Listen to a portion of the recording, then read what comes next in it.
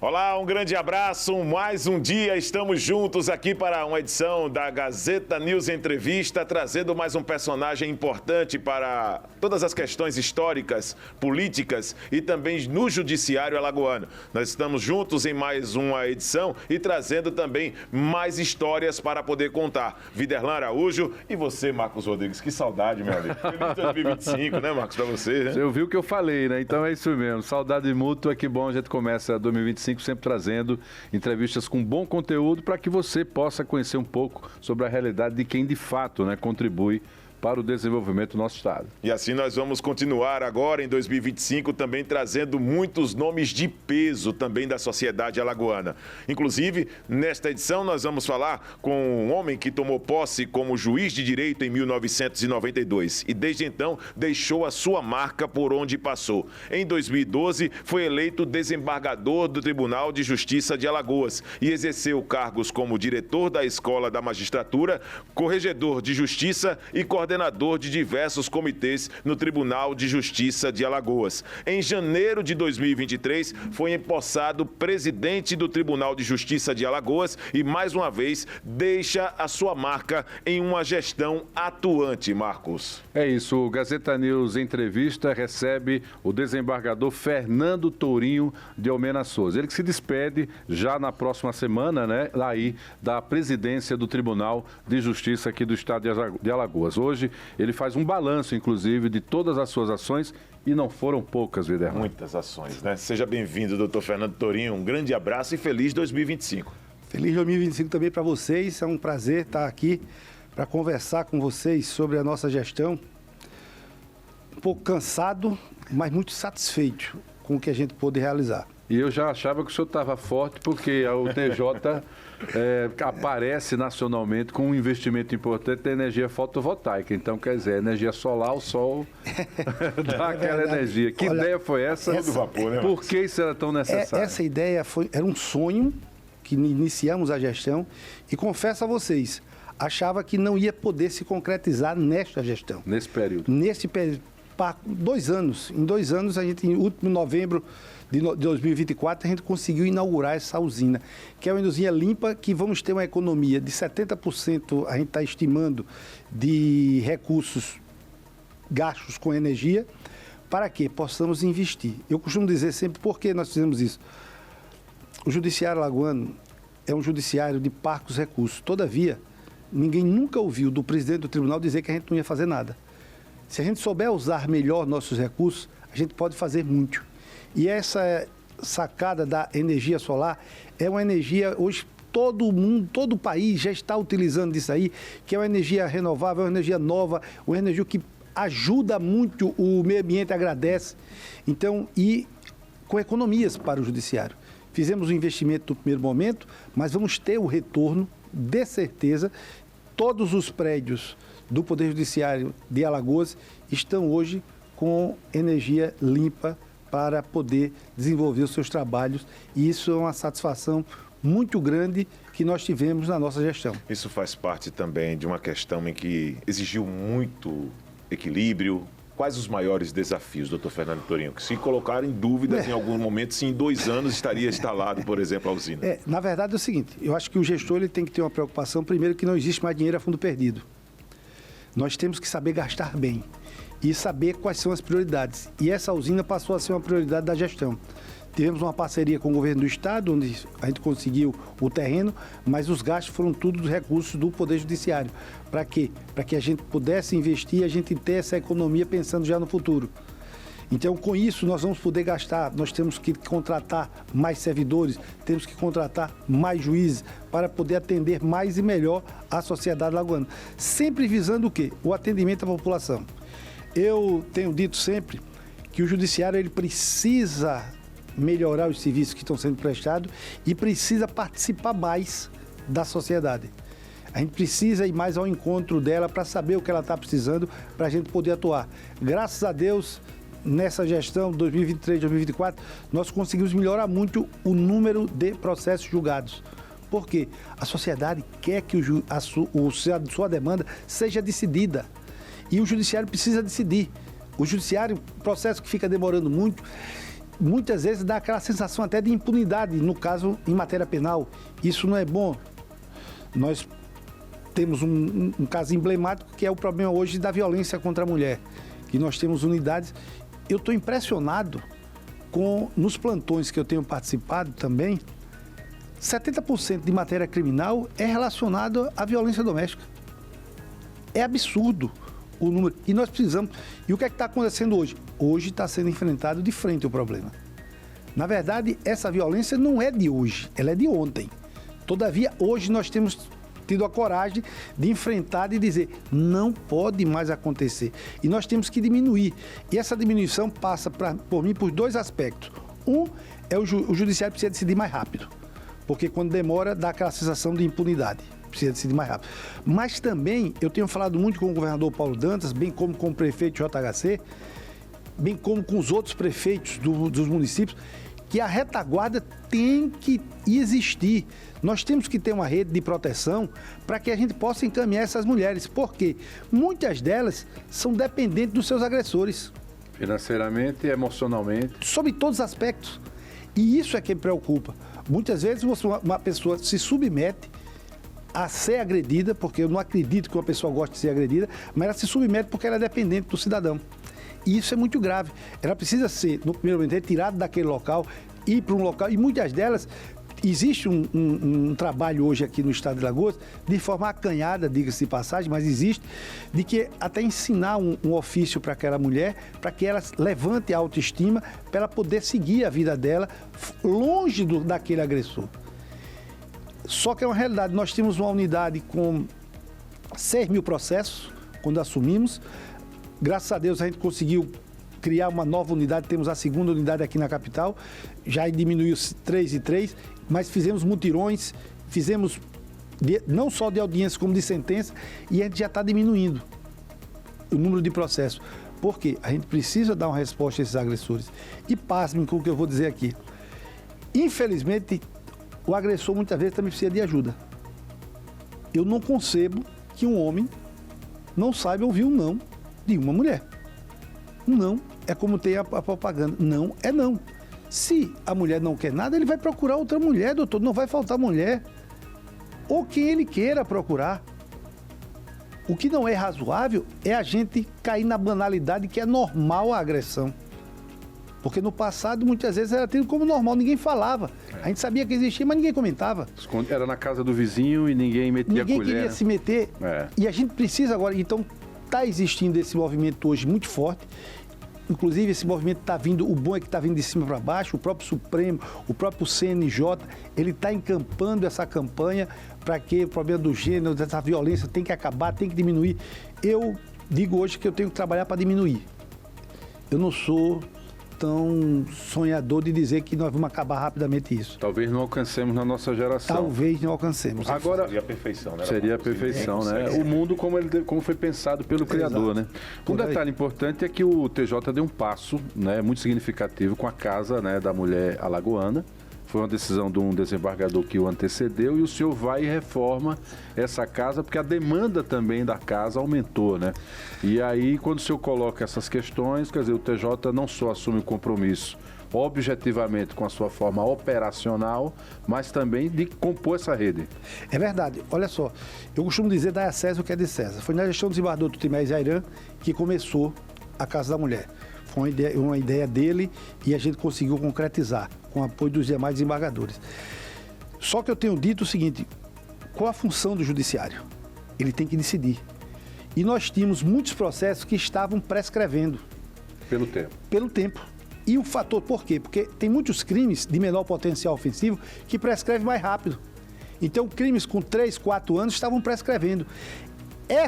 Esse recado que estava sendo dado para a população era que a impunidade, o crime compensa. O crime compensava, exatamente. Isso é que o judiciário não pode permitir. Por isso que eu tenho dito para o juiz, primeiro, todo juiz que vai ser promovido para aquela unidade, olha, você não está indo para o mar de rosa, você está indo para muito trabalho. E a gente precisa dar resposta o mais rápido possível. Tem a medida protetiva, que hoje a gente já consegue implementá-la, todavia ela não pode ficar de eterno. Porque você tem que rapidamente dizer ele é culpado ou ele é inocente. Então o processo tem que prosseguir, tem que ser julgado no menor espaço de tempo possível, para que a gente dê uma resposta, para a gente diga para aquele agressor que ele não pode mais agredir.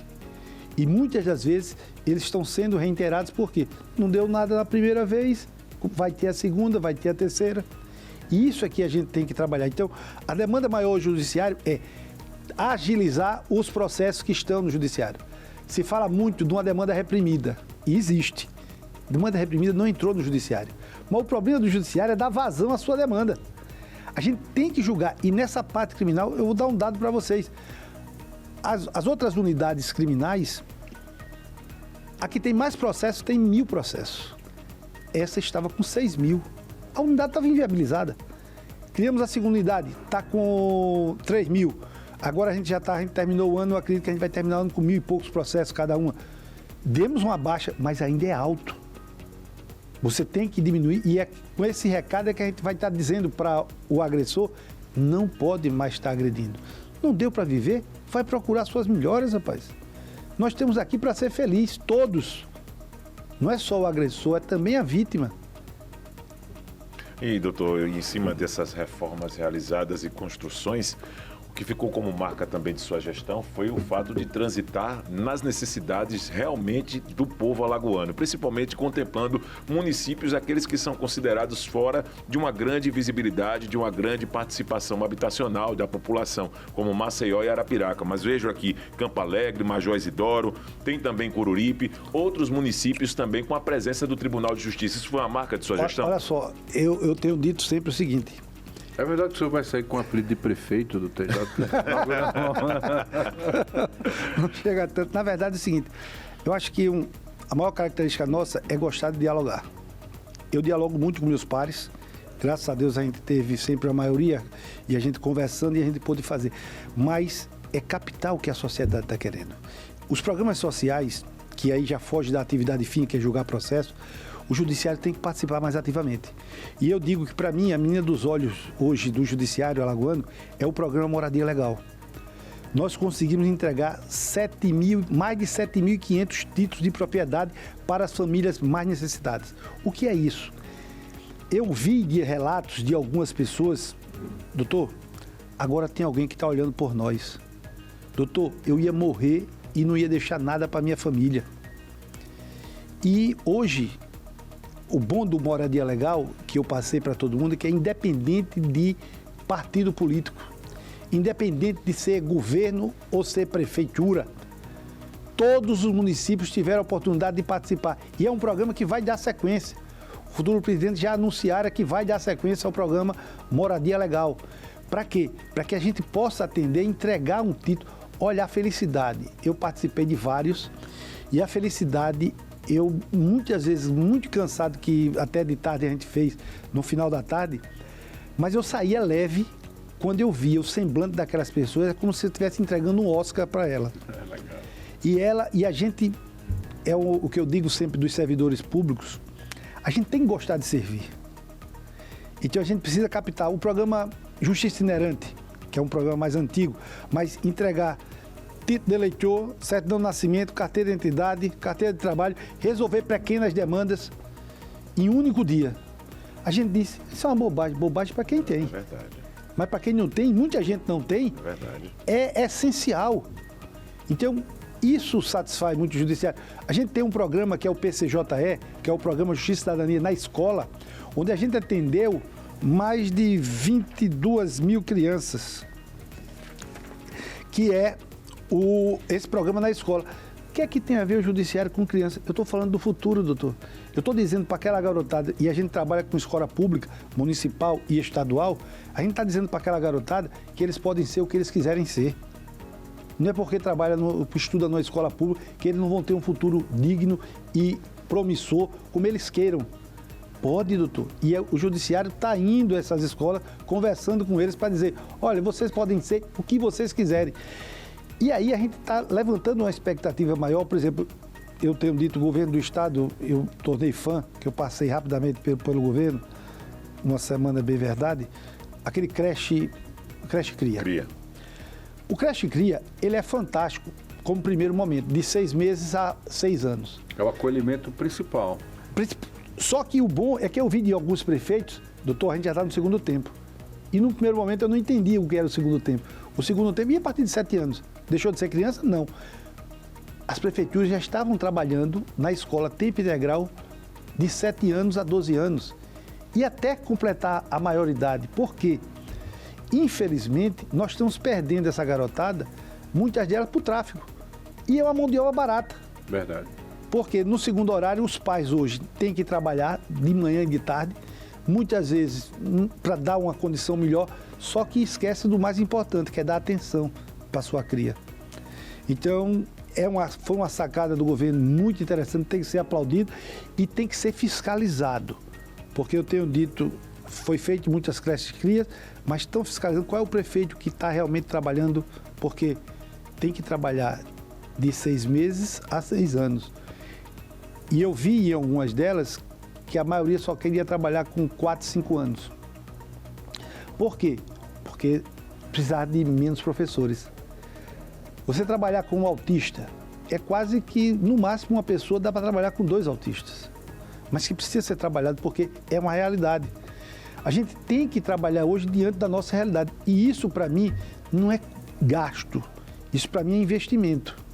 Quando você trabalha bem essa criança, ela melhora e melhora significativamente. Pois é, inclusive os aspectos de saúde, do ponto de vista emocional, né? Tudo Sobretudo, eu digo sempre o seguinte, que para mim o ponto principal passa por educação. Um povo educado, ele vai saber cobrar tudo. Segurança, saúde, trabalho, tudo. Mas sem educação, pouca coisa será cobrada. Agora, desembargador, quando eu comecei a minha carreira lá, quase 30 anos atrás, estamos caminhando para isso, o seu assessor Michael é testemunha disso, vivenciou, ele pinta o cabelo, eu tenho que revelar aqui. Mas veja só, os magistrados, eles eram enclausurados, ficavam por trás de pilhas de processo, o senhor lembra dessa cena? Pouca digitalização, não existia, né? E dependendo muito daquele funcionário abdicado ali para tocar os processos. Da celeridade. Da celeridade. Aqui e acolá um tema polêmico, né, ganhando notoriedade na imprensa, às vezes eles sem querer ser fotografados, porque era assim os casos, e não iam para a rua. Não conheciam essa realidade que o senhor teve a oportunidade de ver agora e até solucionar em alguns casos da moradia legal. E aí vem a proposta da justiça itinerante, que é sair desse enclausuramento e ir até onde está a demanda real do cidadão. O que é que isso significou para o judiciário? Olha só, significou o seguinte, o judiciário está começando a entender, está começando a ver que nós somos seres humanos iguais a todos vocês. Nem melhor e nem pior. Os advogados têm um jargão na advocacia, que eles brincam, juiz pensa que é Deus, desembargador tem certeza que o é. Aí eu digo, para mim não vale isso, fique à vontade para brincar, porque para mim não vale. Eu sou um ser humano igual a vocês, com acertos e defeitos.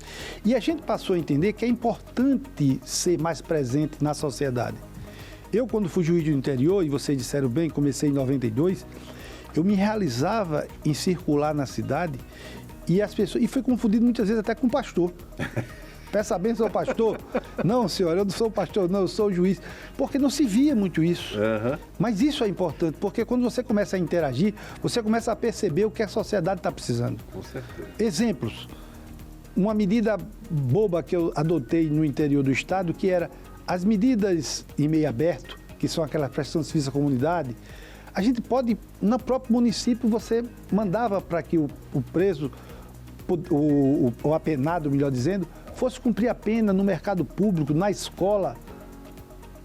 Para quê? Para que a sociedade visse, olha, quem fizer bobagem vai responder processo. E ao mesmo tempo ressocializá-lo, né? Total, porque eles começavam a verificar a realidade. Nos governos passados, não sei se vocês lembram, existia uma escola de trânsito aqui.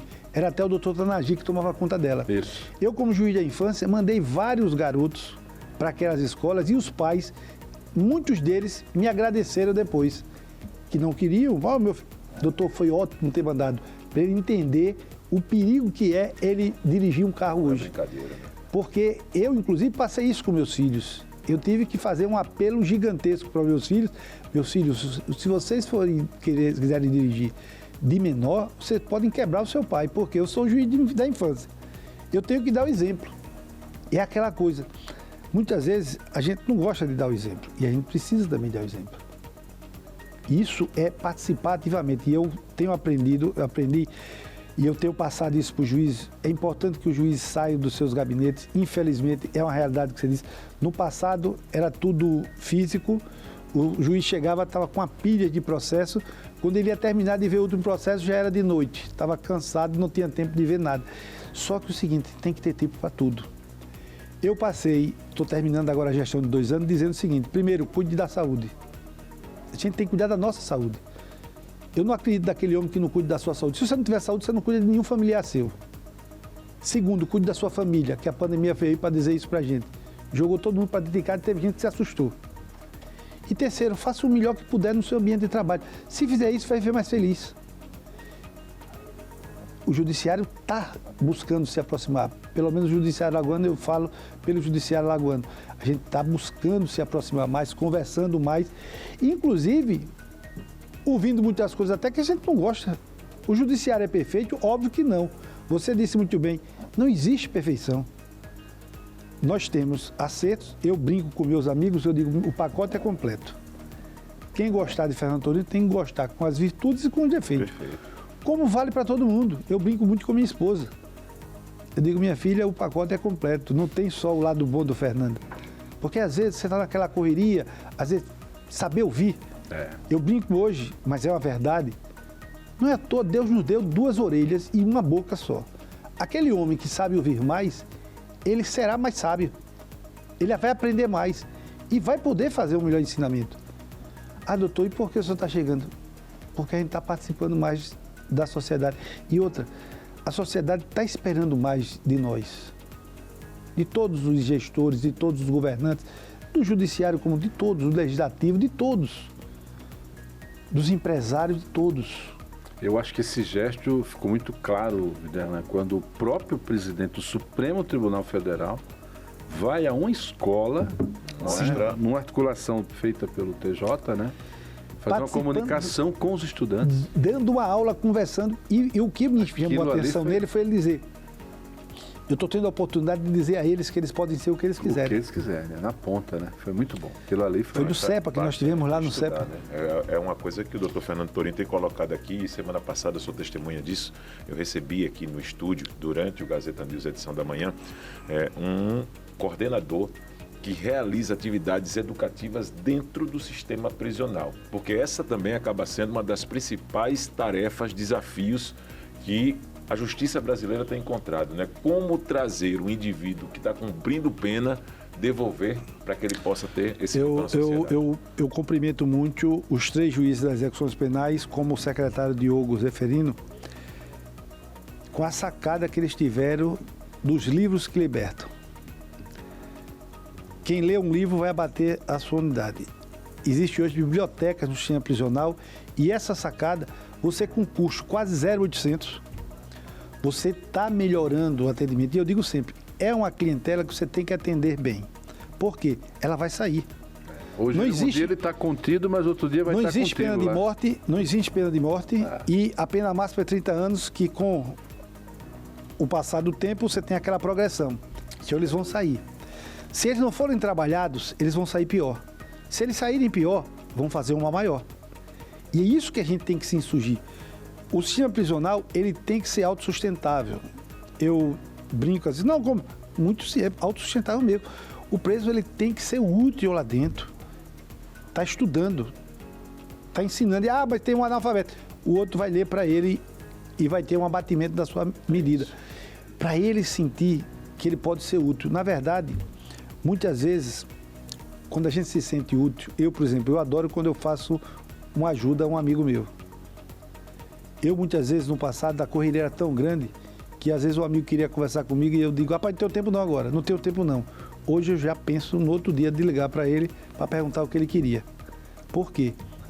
Existe uma coisazinha que se chama depressão que muita gente não valoriza e todos deveriam. Por quê? Infeliz de quem tiver uma depressão.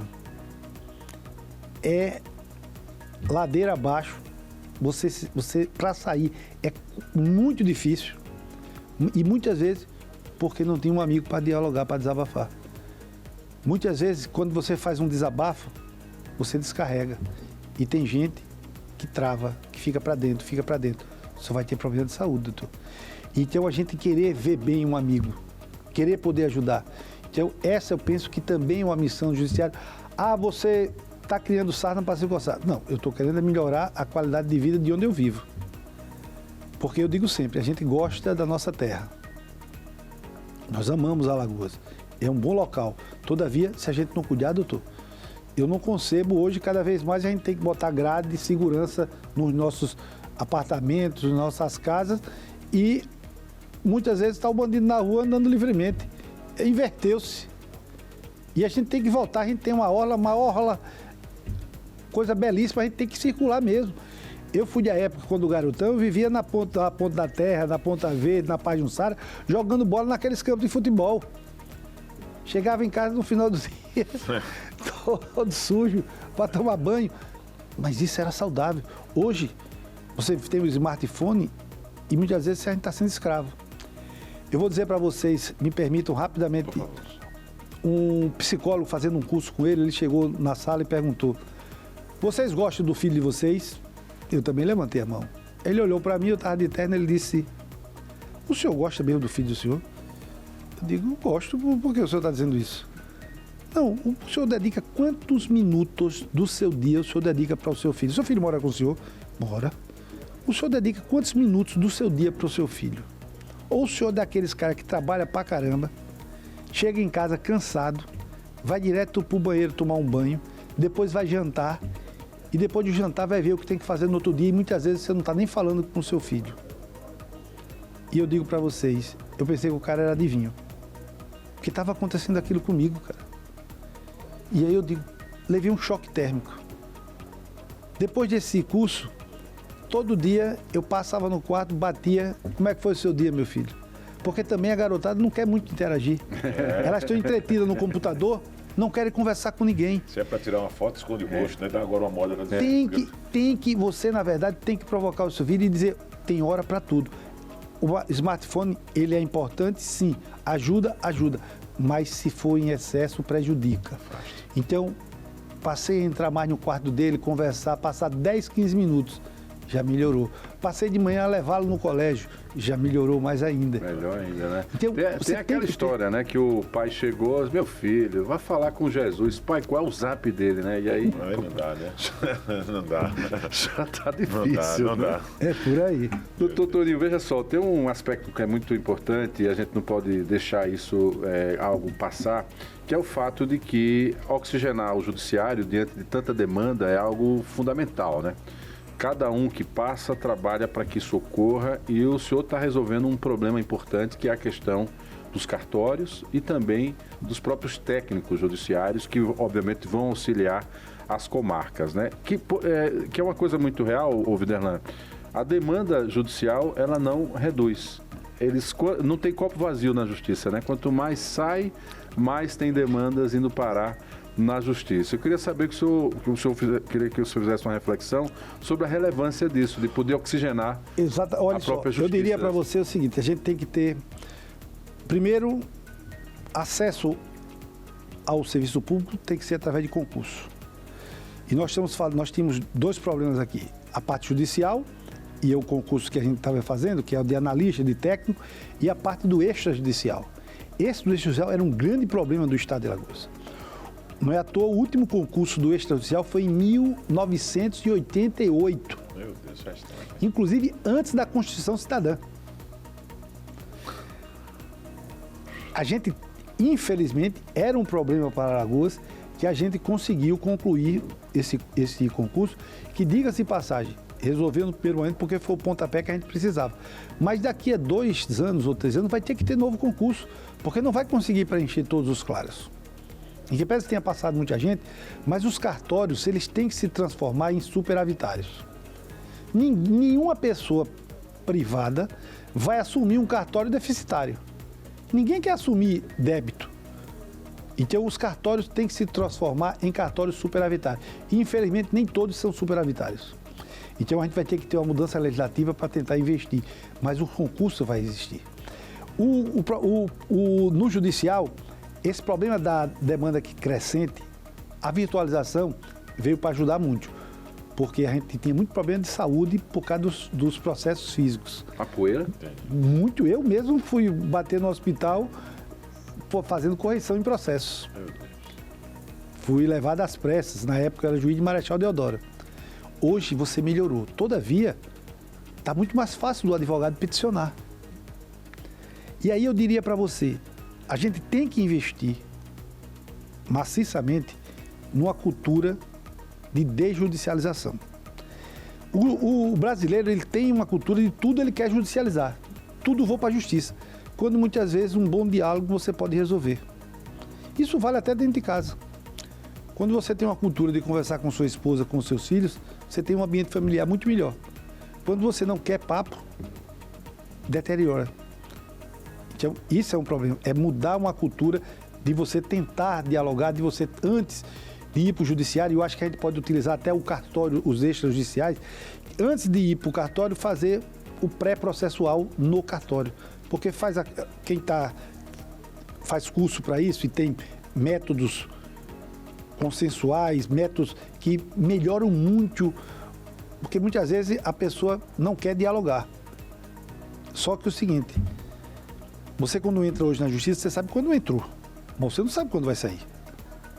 Porque a depender da briga, só basta contratar bons advogados, que a briga vai até o Supremo. Protelando. Só medidas, às vezes, protelatórias. Às vezes, protelatórias. E aí é complicado. Então, você tem que mudar essa cultura. Você não pode ter qualquer bobagem dentro do judiciário.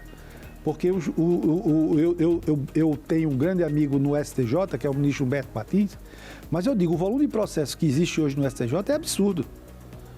Não é razoável um ministro estar recebendo 1.200 processos por mês. Não é razoável. E isso precisa ser... É uma mudança de cultura. Não pode ter tanta judicialização. Então, o brasileiro precisa também mudar.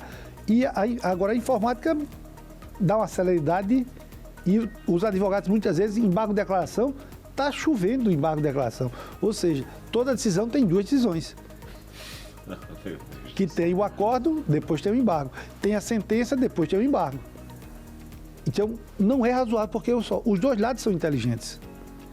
E tem um lado que quer resolver logo, mas tem outro lado que não quer resolver logo. Então, é importante a gente mudar esse critério. Olha só, o Código de Processo Civil, ele tem dois princípios basilares, que é o cooperação e lealdade processual. Será que existe isso sempre nos processos? Porque cooperação é dos dois lados. Quem está errado deveria reconhecer logo, eu estou errado, como é que eu vou pagar? E lealdade. Será que os dois lados são leais? Porque um está dizendo uma coisa e o outro está dizendo completamente diferente. Mas os dois viviam juntos.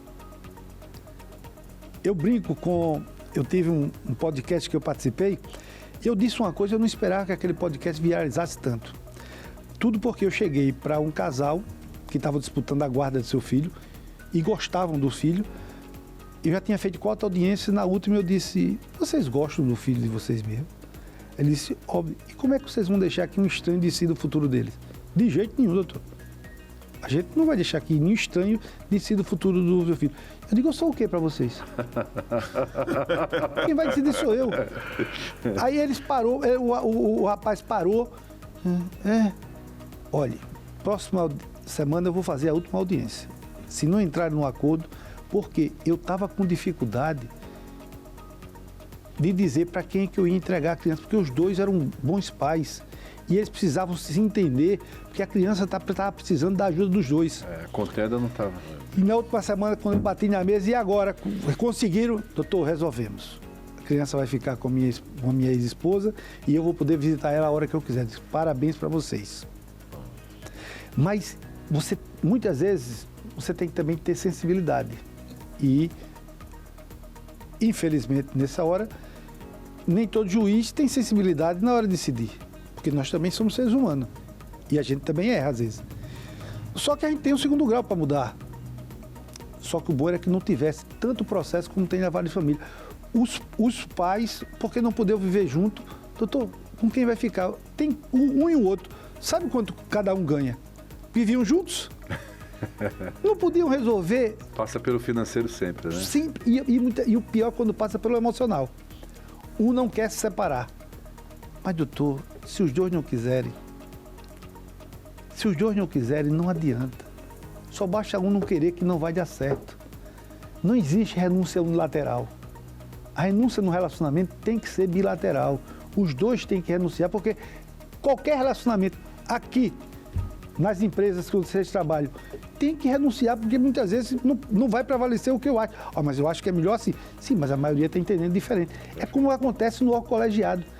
Eu digo sempre para os meus colegas, muitas vezes eu estou num debate lá, aí o colega diz, não, o voto eu não vou discutir. Eu digo, peraí, olha só, vamos deixar claro uma coisa. O voto chegou aqui como seu, mas vai sair como nosso. Eu vou votar, então o voto passou a ser meu também. E aí eu quero discutir. E o desembargador tem que querer discutir. Porque senão não vai sair um bom julgado. E aí, muitas vezes, eu sou vencido. Eu, no começo, eu pensei que os outros não estavam estudando e eu só que estudava. Só que, na verdade, o direito ele é muito dinâmico. O direito não é ciência exata. Na matemática que é ciência exata. Mas no direito, você tem que analisar o caso concreto. É por isso que é importante que o juiz participe dos problemas da sociedade, para entender, o prefeito tomou uma decisão, por que isso está acontecendo? O que é que levou? Ele tem que, muitas vezes, investigar e participar. Eu tenho dito sempre para os juízes, procurem ser mais presentes. Até porque não tem vácuo. Se o juiz não preencher, não for presente, alguém vai preencher. E muitas vezes é preenchido de formas equivocadas. Exemplo, o tráfico. Por que o tráfico está tomando conta do entorno dos colégios? Porque os meninos não têm para onde ir. E isso também preocupa. E que se porque, olha só, colocar detetor de metais. O que é droga? Mas olha só, a droga, na verdade, eu fui juiz da infância por 15 anos, a droga é uma fraqueza. A rigor, ninguém quer viver drogado. Um dos maiores traficantes do país não usa droga. E um colega meu me disse que olha, fulano de tal está preocupado porque o filho passou a usar. Diga para esse cara vendeu droga o tempo todo. Mas ele está preocupado agora com o filho. Porque ele sabia que droga não era uma boa coisa. Então, está precisando de ajuda. E muitas vezes, o alcoólatra. O alcoólatra precisa entender que ele não vai se livrar nunca da doença. Ele diminui. E é como ele convive. É a mesma coisa do diabético. Você pode ser diabético e conviver com a doença por muitos anos, se você se cuidar. Doutorinho, o senhor revela aí um aspecto importante de quem decide, e às vezes é chamado a decidir sobre questões muito sérias da vida de outra pessoa, que faz com que a pessoa que decida também sofre, né? Muito. Quem é que cuida do sofrimento do juiz? Rapaz, olha só, a minha passagem pela vara da infância mudou o meu jeito de ver as coisas. Eu vou confessar aqui, até porque eu brinco, mas já está prescrito, eu achava que quem procurava psicólogo era doido. Eu digo, o psicólogo não resolve o problema dele, vai resolver o meu. Só que era uma estupidez o que eu estava dizendo. Total. E aí, eu na vara da infância comecei a discutir com psicólogos e assistentes sociais, com pedagogos. Olha, eu tive um crescimento como pessoa gigante. E em um determinado momento, e foi quando eu fui presidente da associação, eu digo, estou precisando de ajuda. E eu fui fazer terapia. E o que é a terapia? É um autoconhecimento da pessoa. Exatamente. Todos nós precisamos nos conhecer mais. E se você se autoconhece, você começa a explorar mais os pontos positivos e começa a trabalhar dos negativos. Porque ninguém quer trabalhar no negativo. E todos nós temos. Mas quando você trabalha aí, você melhora como pessoa. Por exemplo, a gente tem uma sensação muitas vezes, não deu certo isso, eu estou com raiva. Não deu certo porque não dá para dar. Um amigo meu me disse 2 palavrinhas que eu carrego com ela para tudo que eu canto que eu vou. Deu certo, beleza. Deu errado, paciência. O Mário Sabino tem uma fantástica que passou ontem, né? No fim, tudo dá certo. Se não deu certo até agora é porque ainda não chegou o fim. Não era para dar. Mas você tem que pensar.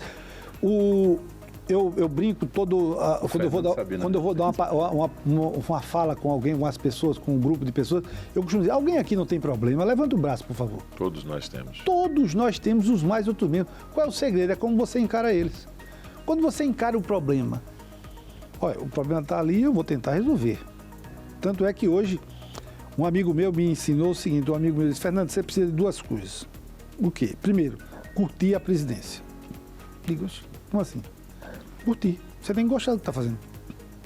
Segundo, não ter pressa de ir embora. Eu brinco com o futuro presidente, eu digo, não estou com pressa de ir embora. Agora eu sou igual a remédio. Principalmente para quem não gosta de mim, eu digo, olha, não se preocupe, eu tenho um prazo de validade. 15 de janeiro eu estou saindo da presidência. Enquanto me der saúde, eu ainda continuo. Porque eu digo sempre, e eu digo para os juízes, enquanto eu tiver com esse brilhinho nos olhos, de gostar do que estou fazendo, de poder me achar útil, eu vou continuar até dar meu tempo. Até porque, se eu ficar em casa, eu acho que eu vou brigar com minha esposa e eu não quero isso. Então, é importante de como você encara os problemas. Eu melhorei muito. Quando eu comecei a encarar, não deu para resolver, paciência, doutor. Se deu, beleza. E as pessoas precisam, eu aprendi, há 3 anos atrás eu tive um problema de saúde, que eu fui para vários médicos. E um ponto comum em todos, o senhor precisa sorrir mais. E eu dizia, doutor, o que é que eu tenho? Eu vou sorrir para quê? Se eu não sei o que eu tenho. Mas o senhor vai viver melhor se sorrir. Todos disseram a mesma coisa. Era emocional? Era emocional, fundo emocional? Também, eu tô me convencendo que também. Acúmulo de serviço, excesso de Olha, trabalho. é como você encara o problema. Na verdade é o seguinte, eu acho até que eu não tinha nem tanto problema quando eu vejo outras pessoas aí com outros problemaços. E hoje digo, eu acho que eu não tinha tanto problema, mas é como eu encarava os problemas. Entendo. Eu cheguei a ter um vitiligo causado por estresse.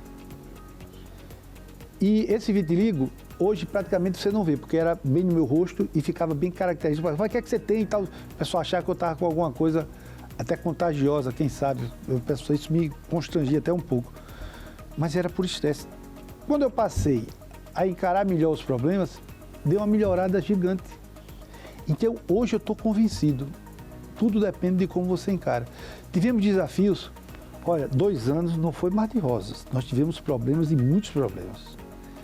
Mas o segredo é como você encara esses problemas. Estou saindo leve, sereno, agora cansado.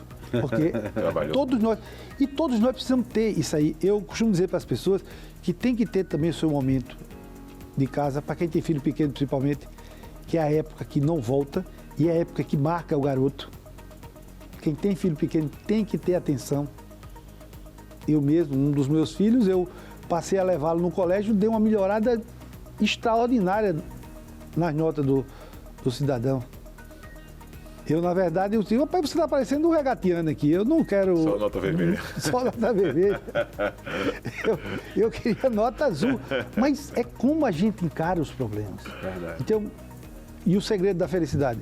Doutor, eu conheço, eu tenho mais de 30 anos de magistratura. Eu conheço tanta gente rica que eu não queria esse dinheiro. Porque são infelizes. Total. Às vezes tem tanto, né, Marcos? Dentro Tem, de casa que não e aparece. tem o principal, que é a alegria, Exato. que é a paz. Exato. Né? E outra coisa, curtir. O senhor falou aí da vara da infância, né? E naturalmente tem aí uma discussão importante quanto à infância, e o TJ entrou numa campanha importante, que é a do incentivo e a compreensão do valor da adoção. Quer dizer, uma família, ele está falando do filho que estava distante e tal e se reaproximou.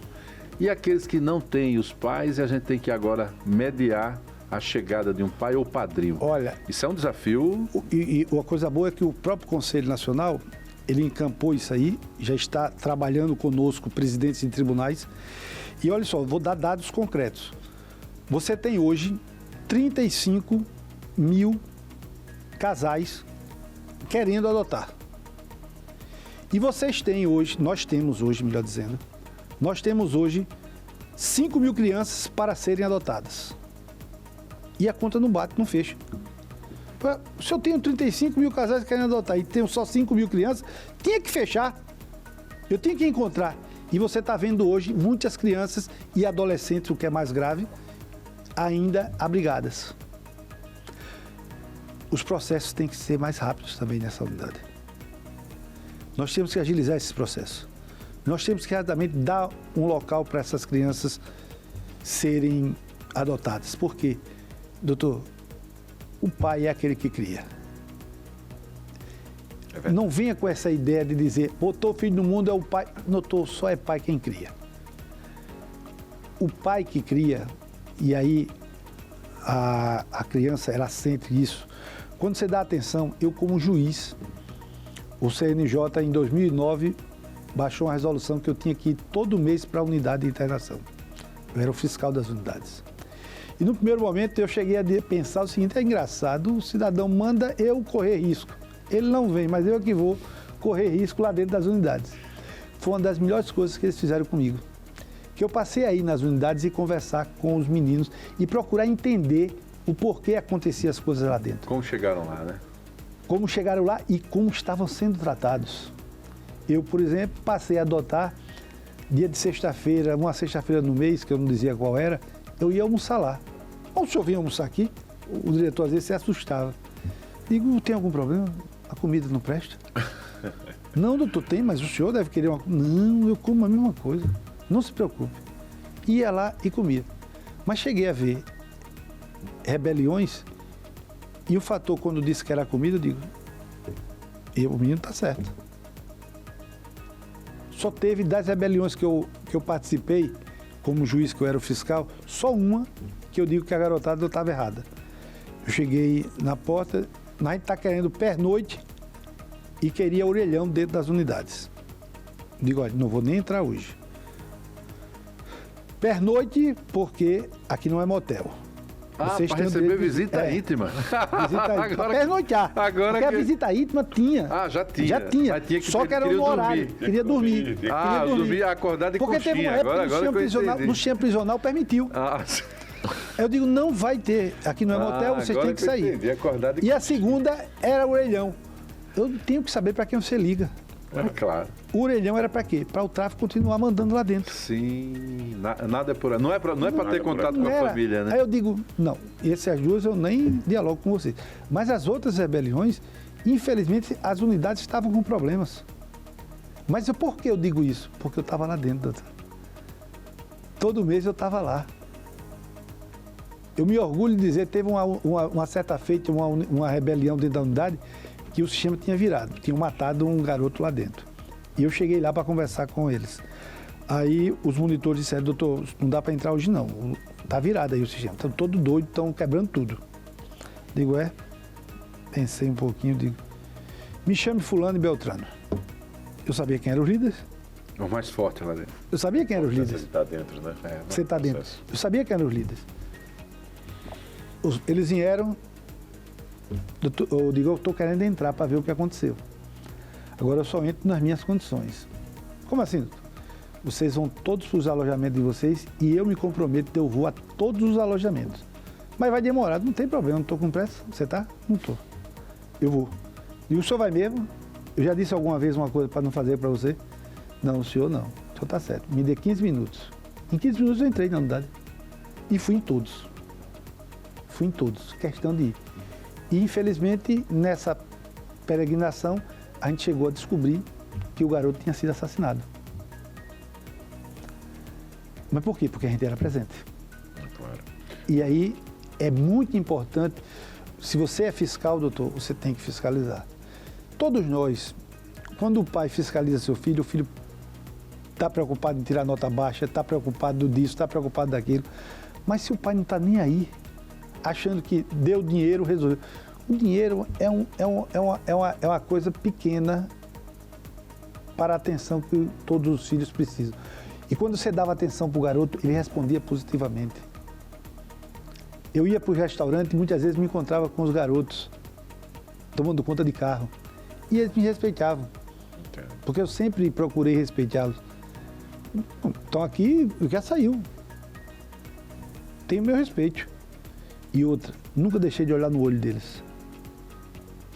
Porque muitas vezes, inclusive, eu parei de dar esmola. Por quê? Eu sempre fiz essa pergunta para as pessoas. Por que você dá esmola? Porque eu tenho pena. Tem não, doutor. Incentiva a continuidade. Porque se você tivesse pena, você ia procurar saber por que ele estava na rua. Para solucionar. Se você tivesse pena, você ia procurar saber onde é que estava o pai dele que não tirou ele da rua. Eu não esqueço nunca, uma época, o governo Manuel Gomes de Barro, foi feita uma campanha e a doutora Aureni Moreno, era uma delegada, uma grande amiga minha, ela recebeu um ônibus com 25 crianças, 25 adolescentes. Ela ligou a PRA, doutor, eu estou aqui com 25 adolescentes, cheira a cola, que o governo recalhou e mandou para aqui. Eu digo, foi, doutora? O que a senhora pensa em fazer? Eu queria uma ajuda do senhor. Doutora, qual foi o crime que eles praticaram? Doutor, só fizeram usar cola de sapateiro. Não é crime. Doutora, eu tenho uma solução. Diga onde é que tem um local para eles se tratarem. Vamos levar ele para o tratamento? Doutor, não tem nenhum esse local. Eu digo, é verdade. O que é que eu vou fazer, doutor? Quer um conselho? Chame os pais e entregue todos. Porque o governo, eu digo, se o governo quer fazer um trabalho desse, mas encaminhe para o local certo. Não era para a delegacia, era para um tratamento. Porque um filho meu levaria para um tratamento. Porque ele estava precisando de ajuda. É isso que a gente está precisando agora. Que os governos tenham essa retaguarda para a gente poder encaminhar. 2 pontos nevrálgicos hoje no estado de Alagoas, chama-se Maria da Penha, que é a mulher que está sendo vítima, com a criança. Vocês falaram no ponto, adoção é uma das coisas mais bonitas que nós temos. Existe um magistrado no estado de Pernambuco, como temos aqui, mas esse para mim é essencial. É essencial. É essencial. É essencial. É refém da tecnologia. É essencial. Luiz Carlos de Barros Figueiredo. Sim. Eu aprendi muito com esse magistrado. Foi presidente já do Tribunal de Justiça de Pernambuco. Ele tinha uma atenção com todas as crianças que dava gosto da gente ver. E quando você dá atenção, ela responde positivamente. Foi o que adotou também uma criança? Também. Eu sei um pouco da história dele, sim. Tem também adotados. Ele tem na história. Só que você hoje não sabe nem quem é adotado e quem é adotado, pela oportunidade. Por quê? Fernando, todos são meus filhos. Todos são filhos. Coisa linda. Mas tem pessoas... Bem executada. E outra coisa, não tem coisa mais bonita. Eu estou pageando minha neta. Primeira neta nasceu. É uma felicidade, rapaz, quando a menina... Então o sorriso dela é uma coisa cativante. Por quê? O que é que cativa numa criança? Na verdade, é a sinceridade delas. Verdade. Quando ela não gosta, ela chora logo, ela diz que não gostei e tal. Mas a sinceridade de uma criança, a gente está precisando fazer mais isso. Nós adultos precisamos ser mais sinceros com as pessoas. E essa sinceridade, doutor Fernando, isso acabou também sendo importante para hoje o Poder Judiciário. E eu gostaria que o senhor trouxesse também, como presidente do Tribunal de Justiça, essa relação com o Poder Executivo, com o Legislativo aqui em Alagoas hoje. É uma relação de muito respeito, de muito diálogo. Tem que ter muito diálogo. Eu acho que o relacionamento hoje tem muito respeito, muito diálogo. Muitas vezes não é tão fácil, é fato. Todavia, eu acho que a gente está num bom momento. Eu acho que a gente está procurando conversar mais, dialogar mais. Eventualmente, temos alguns embates mais difíceis, sim, como todo relacionamento. Todavia, é fundamental hoje esse diálogo. E digo sempre, eventualmente que tenha pontos de vista distintos, mas o respeito tem que ponderar. Eu costumo dizer que a minha liberdade termina quando começa a sua e vice-versa. Eu mesmo digo sempre, eu gosto do diálogo. Não sou muito fã de imposição. Quem chega dialogando comigo dificilmente não consegue o que quer. Quem chega impondo, às vezes até tem direito e não consegue levar logo o direito dela. Por quê? Por quê? Rapaz, olha só, o homem que mais me amou, que foi meu genitor, foi meu maior cobrador. E uma certa feita eu fui cobrar dele, dizendo, mas o senhor cobrava demais de a gente, tal, não sei o quê. E ele me calou quando ele disse, meu filho, eu estava ensinando você para a vida. A vida não é fácil. Esse garoto que está na rua, ele está na rua, será porque ele queria? Ele não está na rua porque queria. Na minha experiência de 15 anos de juiz da infância, ele está na rua porque ele não tinha um lar, o pai era um alcoólatra, a mãe era viciada, ele só fazia apanhar e ele não ia ficar num ambiente que ele só fazia sofrer. Aí ele vai para a rua. Na rua não tem ninguém para dar uma comida a ele. E aí ele vai passar a cometer pequenos delitos como furto. Eu tive com um garoto que ele se sentia bem em ter uma arma, porque ele já estava sendo arregimentado pelo tráfego, e ele dizia, agora eu sou alguém. Ele só queria ser alguém, porque ninguém dava atenção para ele. Então isso para mim, isso me impactou muito. Por isso que eu digo, tem que ter um olhar diferenciado. Esse olhar para o sistema prisional é um olhar, não estou dizendo com isso que dê ar-condicionado, que dê lagosta, que dê nada não. Claro. Mas tem que ter uma atenção. Esse problema do livro que liberta. Se o cidadão começar a aprender a ler, ele ocupa. Eu costumo dizer, local que você não tem o que fazer é a pior oficina do diabo, só penso que não preste.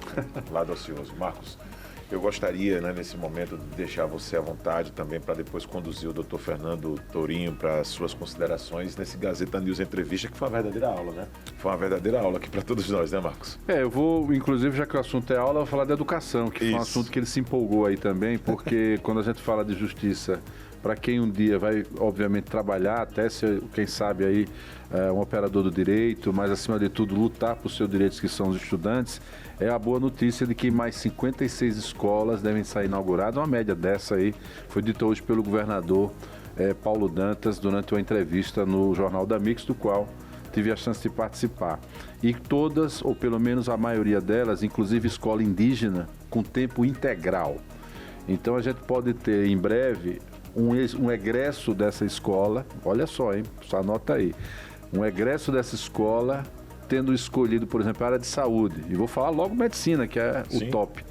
E uma médica indígena voltando para trabalhar na própria comunidade onde ela nasceu. Isso é possível graças à educação. E pela sua fala, o senhor tem muita compreensão de que muito do que vai parar no judiciário é pela falta de educação, quando estamos falando da violência, pela falta de educação quando não existe o diálogo, pela falta de educação doméstica quando não tem o amor do pai com o filho. Então, queria que sua palavra final fosse nesse sentido.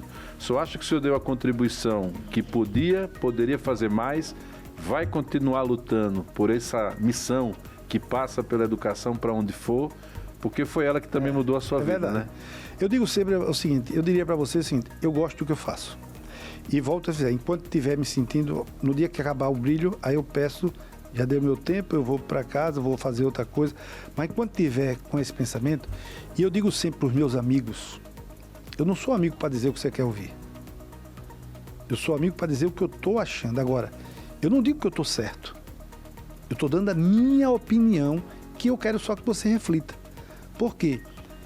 Eu aprendi que é bom a gente ouvir as pessoas, mas tomar decisão por nós. Porque a consequência é nossa. A pior coisa é quando você toma uma decisão pelo outro. Porque depois você vai querer cobrar o outro. Isso acontece muito em relacionamento a dois. É muito importante a gente conversar com a companheira, mas tomar decisão por você. E no relacionamento a dois, eu já abri mão de muita coisa, como ela também já abriu mão de muita coisa. E é por isso que nós estamos juntos até hoje. Então, isso é que faz a diferença. Penso que na educação, esse problema que você falou da creche e cria, é muito importante, eu disse ao governador, a fiscalização, governador, porque olha só, o governo faz, em pasme, 4 meses, 5 meses, está pronta a escola. Entrega para o município, depois de 1 ano, o município vai receber verbas federais. Mas você tem que estar fiscalizando para que ele não desvirtue. Por quê? Aquela creche cria, que é para escola a tempo integral, é para criança de 6 meses a 6 anos. Porque também está nascendo criança e precisa a mãe botar a criança nessa creche para que ela possa trabalhar. Eu fiz uma visita o ano passado a Sococo e eu fiquei impactado. O doutor Hermes Tenório chegou e disse, nós criamos uma creche aqui. O que é que tem a ver? Ele disse, Fernando, melhorou muito a qualidade do trabalho das servidoras daqui. Resultado final. Porque elas sabem agora que as crianças delas estão bem e que é uma creche referência. E retribui isso para o... Total. Verdade. Então, você falou, com educação, todos os outros segmentos, como segurança, saúde, emprego, tudo fica mais fácil de ser cobrado. Mas a gente precisa ter boa educação. Doutor Fernando Torinho, muito obrigado por essa oportunidade. Para mim, pelo menos, foi uma honra. Vou falar aqui também pelo Marcos também, claro, né? Aprendizado com sempre. tanta história e com tanta sensibilidade, com tamanha responsabilidade, né? Porque é preciso ter equilíbrio e com sábias palavras. Muito obrigado pela sua presença. Eu que agradeço e coloco também o judiciário, ele tem que estar aberto, e eu digo sempre que é um caminho sem volta. Do mesmo jeito que veio a tecnologia, que olha só, foi uma das poucas coisas que a pandemia trouxe para o bem, que se não fosse a pandemia, talvez a gente não tivesse ainda com tanta tecnologia como nós temos hoje dentro do judiciário. Uhum. Todavia, é preciso a gente entender, e eu falo aqui da inteligência artificial, do IA, é que a gente precisa sempre ter o controle. Você não pode permitir que a inteligência artificial queira saber mais do que nós e dominar a gente. Por quê?